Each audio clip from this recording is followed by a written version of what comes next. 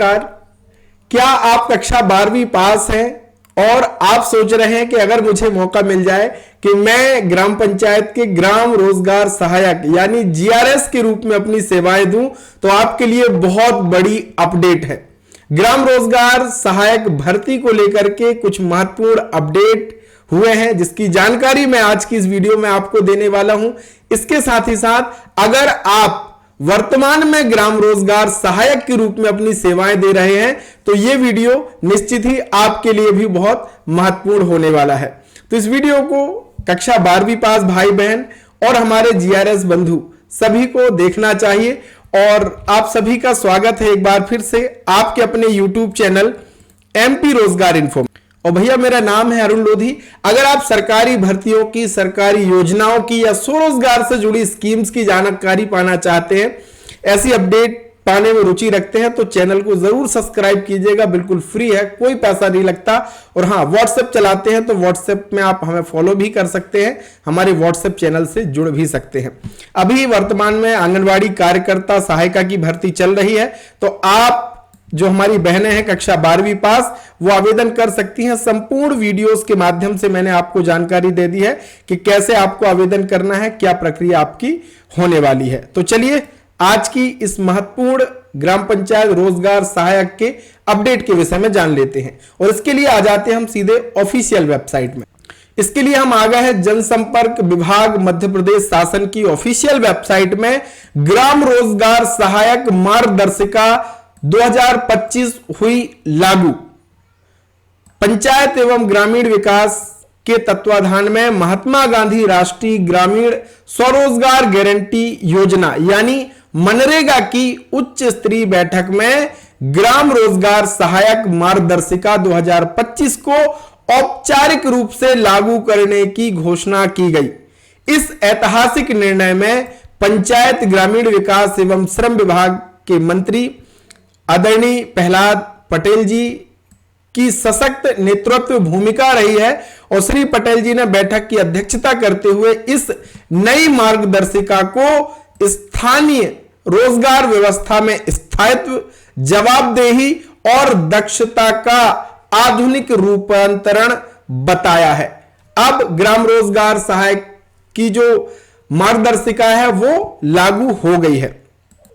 श्री पटेल जी ने कहा कि यह दस्तावेज ग्राम रोजगार सहायकों के चयन, मूल्यांकन और अनुशासन को लेकर के आने वाले वर्षों की ग्रामीण विकास संरचना की रीढ़ सिद्ध होगा।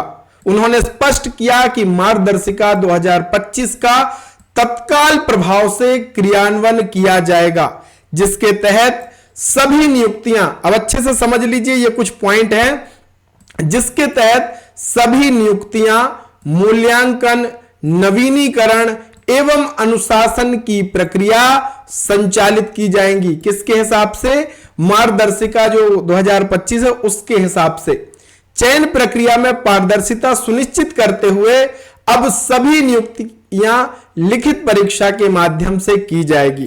पहले जो ग्राम रोजगार सहायक की भर्ती हुई है वह आपको पता है कि मेरिट के आधार पर हुई है, लेकिन अब चयन में पारदर्शिता सुनिश्चित हो, इसके लिए सभी नियुक्तियां लिखित परीक्षा के माध्यम से की जाएगी, जिससे योग्य और स्थानीय युवा ग्रामीण विकास से सीधे जुड़ सकेंगे।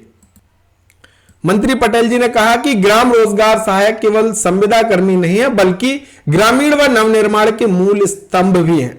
यह मार्गदर्शिका उन्हें न केवल दिशा देगी बल्कि गरिमा, संरक्षण और प्रेरणा भी प्रदान करेगी। हमारा लक्ष्य है हर गांव सक्षम हो और हर पंचायत सजग हो। नई मार्गदर्शिका में मानव संसाधन प्रबंधन प्रणाली की शुरुआत की जा रही है, जिसके माध्यम से जीआरएस का मूल्यांकन, नवीनीकरण और समस्त डेटा डिजिटल रूप से प्रबंधित किया जाएगा। पहली बार ग्राम रोजगार सहायकों को सेवा सुरक्षा और अपील की न्याय संगत प्रक्रिया सुनिश्चित की गई और निश्चित ही यह हमारे ग्राम रोजगार सहायकों के लिए बड़ी खुशखबरी है।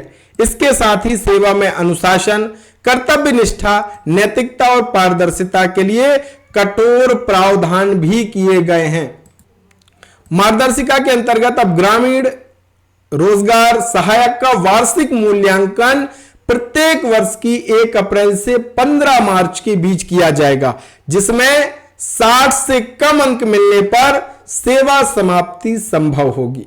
अब आपका मूल्यांकन होगा, यानी जो ग्राम रोजगार सहायक है उनकी सेवाओं का, उनके काम का मूल्यांकन होगा, जो कि 1 अप्रैल से 15 मार्च के बीच किया जाएगा, और जिसमें 60 अंक से कम जिनका होगा सेवा समाप्ति उनकी संभव होगी। अवकाश व्यवस्था को भी सुदृढ़ करते हुए 13 आकस्मिक, 3 ऐच्छिक और 15 विशेष अवकाश का प्रावधान भी हमारे ग्राम रोजगार सहायकों के लिए किया गया है। पहली बार स्थानांतरण नीति भी लागू की गई है, जिसके तहत 3 वर्षों की सेवा के बाद स्थानांतरण अनुमति होगी। अगर कोई अपना ट्रांसफर कराना चाहे ग्राम रोजगार सहायक तो 3 वर्षों के बाद इसके लिए अनुमति होगी। ग्राम रोजगार सहायकों के कर्तव्यों को भी स्पष्ट रूप से परिभाषित किया गया है, जिसमें जॉब कार्ड निर्माण, मजदूरी भुगतान, कार्यों की जियो टैगिंग और शासन की योजनाओं के समन्वय तक जिम्मेदारी उसमें शामिल की गई है। मंत्री पटेल जी के मार्गदर्शन में मध्य प्रदेश ग्रामीण अर्थव्यवस्था प्रबंधन सुधार के साथ समावेशी विकास का स्पष्ट रोड मैप तैयार किया जा रहा है। ग्राम रोजगार सहायक मार्गदर्शिका 2025 इस दिशा में एक ऐतिहासिक कदम है, जिससे ग्राम पंचायत अधिक सशक्त, जवाबदेह और आत्मनिर्भर बनेंगी। यानी अब जहां पे हमारे जो भाई बहन हैं 12वीं पास, उनके लिए भी अवसर होगा, जहां पे ग्राम रोजगार सहायक के पद खाली हैं। अब इस नई मार्गदर्शिका के तहत उन पंचायतों में नियुक्ति होगी, ताकि अच्छे से उन पंचायतों में कार्य हो सके, संचालन हो सके। तो जैसे आगे की कोई अपडेट आएगी भर्ती को लेकर के, तो मैं आपको जानकारी साझा करूंगा। आप हमसे जुड़े रहिए, चैनल को सब्सक्राइब जरूर कीजिएगा, और निश्चित ही यह जो मार्गदर्शिका है ये हमारे ग्राम रोजगार सहायकों के लिए बहुत महत्वपूर्ण होने वाली है, और सभी को एक प्रकार से अच्छा उनके लिए होने वाला है। अगर आप ग्राम रोजगार सहायक भर्ती के लिए क्या क्या योग्यता होती है, ये क्या क्या दस्तावेजों की जरूरत होती है, ये अगर आप कमेंट करेंगे, आप जानने के इच्छुक हैं, तो मैं इसको लेकर के अलग से वीडियो लेकर के आने वाला हूं, ताकि आप पहले से तैयारी करें। और इसमें आप स्पष्ट है कि लिखित परीक्षा होगी चयन के लिए, तो आप सभी भाई बहन जरूर तैयारी में जुट जाइए, तैयारी करते रहिए, और जब भर्ती प्रक्रिया शुरू होगी तो हम अपडेट करेंगे और आप उसमें जरूर हिस्सा लीजिएगा। तो मिलेंगे एक नए वीडियो, नई जानकारी के साथ। तब तक के लिए बहुत बहुत धन्यवाद। जय राम।